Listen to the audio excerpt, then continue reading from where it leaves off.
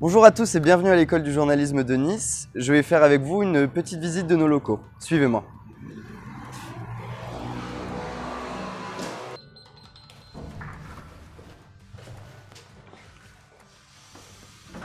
On est ici au deuxième étage. Je vais vous montrer maintenant le secrétariat.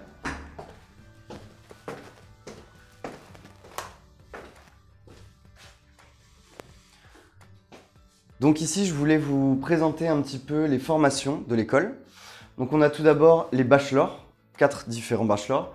Donc le journalisme d'information générale, journalisme sportif, journalisme de presse féminine et journalisme international. On a ensuite les masters, au nombre de 3. Journalisme d'information générale, journalisme sportif et journalisme international. On a aussi une formation un petit peu plus particulière, le parcours international, qui se fait en 4 ans. Donc c'est une formation qui vous permet d'avoir un bachelor de journalisme international qui va être couplé avec un master à l'étranger qui se fait en 1 an au lieu de 2. Vous économisez donc une année d'études. Notre école est reconnue par l'État et les cours sont pour la plupart donnés par des journalistes professionnels en activité. Certains d'entre eux travaillent à BFM, à beIN, dans beaucoup de médias français et aussi internationaux. On va maintenant rentrer dans le studio télé, qui est le studio dans lequel nos étudiants, évidemment, enregistrent leurs émissions de télé. Nous y sommes. Donc vous voyez ici le côté présentation. Donc nos étudiants se mettent exactement là où je vais m'asseoir pour présenter leurs émissions de télé. On a plein d'émissions différentes, des émissions de sport, des émissions de culture. C'est un petit peu libre en fait pour nos étudiants. L'objectif principal étant qu'ils s'entraînent pour pouvoir pratiquer leur métier au quotidien. On a des cours qui sont donnés ici, mais les étudiants peuvent à leur guise utiliser ce studio pour pratiquer le plus possible la présentation d'émissions.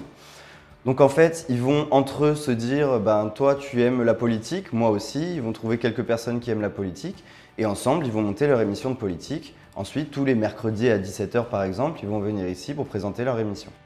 Ces émissions sont ensuite mises en ligne sur EDJ-TV, EDJ-FM et EDJ News, qui sont les 3 plateformes de nos étudiants que vous voyez juste ici.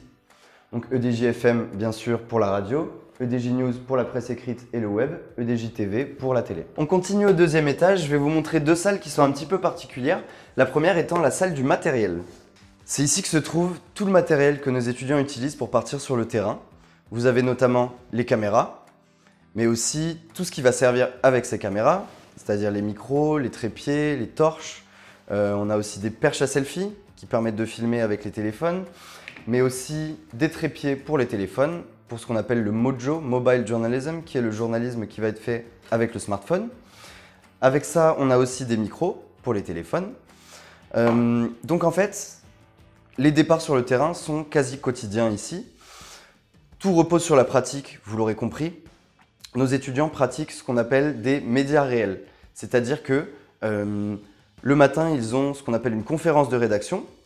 Pendant 1 heure à peu près, ils vont être avec un journaliste professionnel en activité qui va valider ou non leur sujet. Donc les étudiants arrivent avec des sujets d'actualité en tête et ils vont les valider avec ce prof. On va ensuite les équiper selon le type de sujet qu'ils vont devoir traiter dans la journée. Ils partent sur le terrain, c'est-à-dire dans les rues de Nice, d'Antibes, de Cannes, Monaco, etc., tout ce qui se trouve autour de l'école, pour aller récolter l'information.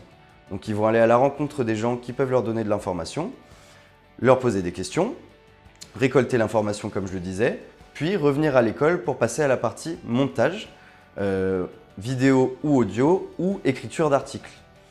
Une fois que c'est fait et que leur reportage est terminé, ou que leur article est écrit, ils vont présenter ce travail à leur professeur, journaliste en activité comme je le disais tout à l'heure, qui va faire ce qu'on appelle une conférence critique, pendant laquelle il va critiquer positivement et négativement les différents travaux des étudiants. On sort maintenant de la salle du matériel pour aller dans la salle de montage, je vous en parlais tout à l'heure.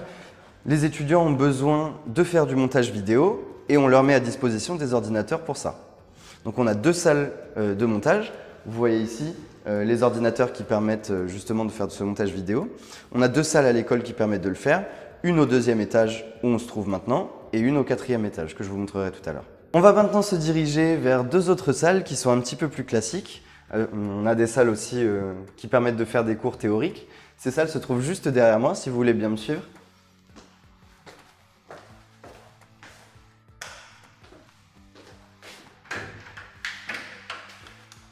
On a donc ici la salle émeraude et de l'autre côté, la salle fuchsia. On a donné des couleurs aux salles pour pouvoir les reconnaître. Donc vous voyez que dans chacune des salles sont équipés un ordinateur, une enceinte et une grosse télé. On arrive maintenant au troisième étage où je vais vous montrer une salle un petit peu particulière qui est une salle d'interview qui se trouve juste ici, si vous voulez bien monsieur.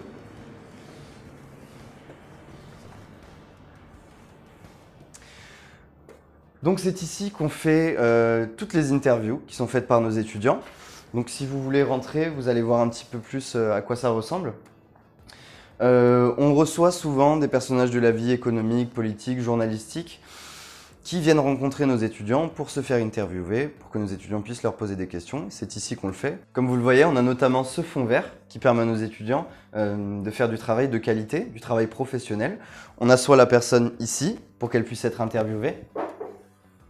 Et on place la caméra ici, juste en face. Notre école existe depuis 30 ans. Ces 30 ans nous ont permis d'acquérir une certaine notoriété auprès de médias qui sont aujourd'hui nos partenaires au niveau local, national et international, notamment en presse écrite, en télé, en radio, en presse féminine et en journalisme sportif. Nous avons un partenariat avec un média qui s'appelle lepetitjournal.com qui nous permet d'envoyer nos étudiants dans plus de 70 villes et pays dans le monde. Parmi celles-ci, on peut trouver Bombay, Dublin, Pékin, Londres, Madrid, Tokyo, Montréal, New York, Buenos Aires, Rio de Janeiro, le Caire, Dubaï, Sydney, etc. etc. Vous l'aurez compris, nous avons beaucoup de destinations. Nous sommes ici dans le hall du 3e étage que je vais vous faire visiter. On a tout d'abord ici une très grande salle qui peut accueillir jusqu'à 80 personnes, hors temps de Covid évidemment. Je vous le disais tout à l'heure, on reçoit parfois à l'école des personnalités et c'est ici que nos étudiants vont venir les interviewer en groupe. On est maintenant ici dans une salle qui est un petit peu particulière parce que c'est une salle dans laquelle on va pouvoir faire ce qu'on appelle du e-learning. Donc vous le voyez sur cet écran, il y a mon fameux caméraman et moi-même. Grâce à ces micros, on va pouvoir discuter avec un professeur qui se trouverait à distance et qui voit grâce à la caméra au-dessus de la télé, qui voit donc toute la salle et tous les étudiants qui s'y trouvent. Comme vous pouvez le voir ici, on a aussi installé des télévisions qui permettent à nos étudiants d'avoir accès à l'information au quotidien et de manière continue.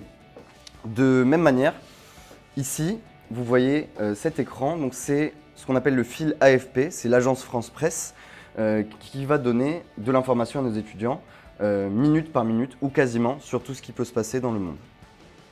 Pour intégrer les bachelors de l'EDJ, il y a plusieurs étapes qui sont assez simples.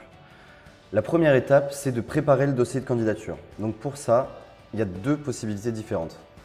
Option A, vous êtes en terminale, bachelier ou bac+1. À ce moment-là, le dossier doit comporter les 3 bulletins de première, les notes du bac de première, au moins le premier relevé de notes de terminale, le relevé de notes du bac si vous l'avez déjà obtenu, un CV complet avec photo, une lettre de motivation originale écrite avec style et sans faute d'orthographe bien sûr.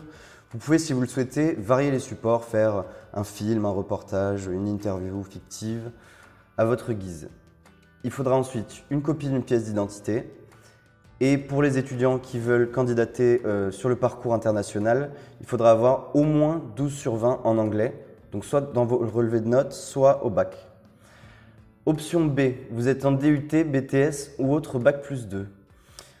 Votre dossier doit comporter le dossier universitaire, c'est-à-dire tous les relevés de notes depuis le bac, le relevé de notes de bac+2, BTS ou DUT si vous l'avez déjà obtenu, ainsi qu'une copie de votre diplôme, un CV complet avec photo, de la même manière, une lettre de motivation, copie d'une pièce d'identité et pour Breaking News, toujours la même chose.